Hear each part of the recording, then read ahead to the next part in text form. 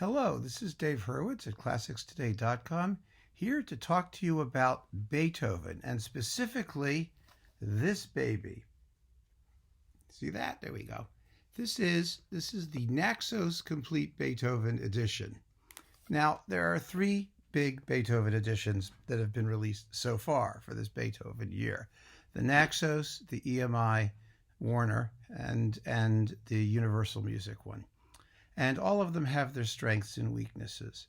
The Warner may have the best overall selection of performances. The Universal is the biggest. I mean, it has multiple versions of everything. But if you're a Beethoven completist and you want as close as we're going to get probably to the complete Beethoven, because nothing is 100% complete. It's probably not even possible to do 100% complete, but you get the closest with the best quality overall and also the best value from Naxos. Now, some of these performances are quite well known. The symphonies are, the Bela Drahos symphony cycle, which is really very good. It's very consistent. It's not the flashiest one out there, and it's not the most high-powered, but there are no weak performances in it, and it's all very enjoyable. The string quartets, for example, are mostly the cycle by the Kodai Quartet, which is excellent all the way around. The violin sonatas have violinist Taka-Kun Ishizaki, who is a very good violinist who is underrated, I think, her performances, especially in the sonatas. She also does the violin concertos. Stefan Vladar takes on the piano concertos. It's a good cycle.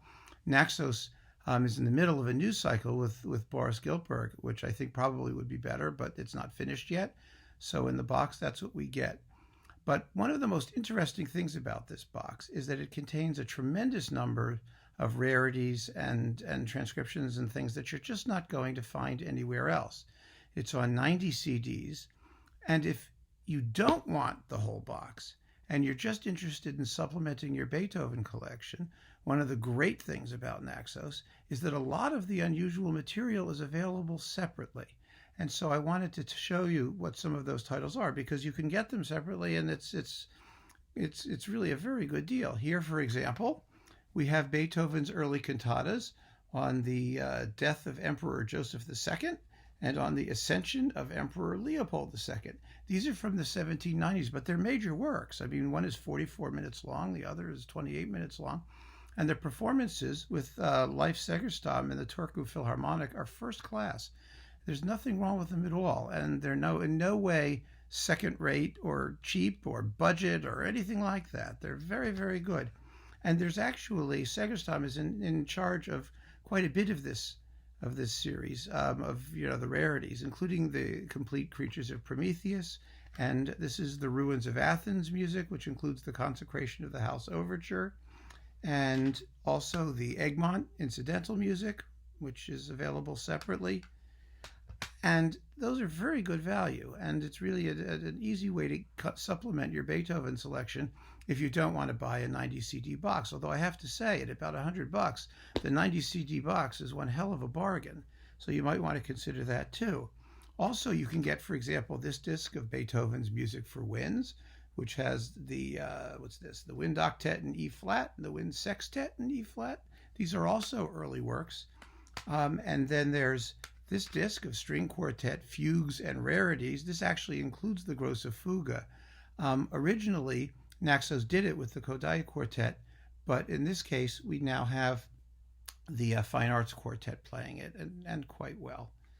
Then we have a very interesting disc of piano pieces and fragments. The piano pieces are very interesting. I mean, the sonatas, as you know, were played mostly by Yeno Yando, but when it comes to the smaller pieces, Naxos has put together a fine constellation of younger pianists. This is Sergio Gallo, and he plays Für Elise. That's on this disc, by the way. But you also get weird things like the complete piano transcription of Prometheus, or the piano transcription of Wellington's Victory, of all things.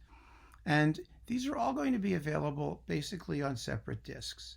So it's really worthwhile, if you want to explore Beethoven, to look into the Naxos catalog and see what they have. If you want a complete edition and you already have cycles that you're familiar with, or that you have that are favorites, Naxos is a very good way to go. But for my money, some of the most interesting things are the rarities, and Naxos is the only label, I think, that's taking the time and trouble to making sure that these are available on individual discs so that collectors can supplement their record collections without too much time, trouble, and expense. So that's my recommendation right now for Complete Beethoven. Thank you very much, and here's a lot to listen to here. 90 CDs worth of stuff, and one guy only, and there's a lot more coming in this Beethoven year. Take care.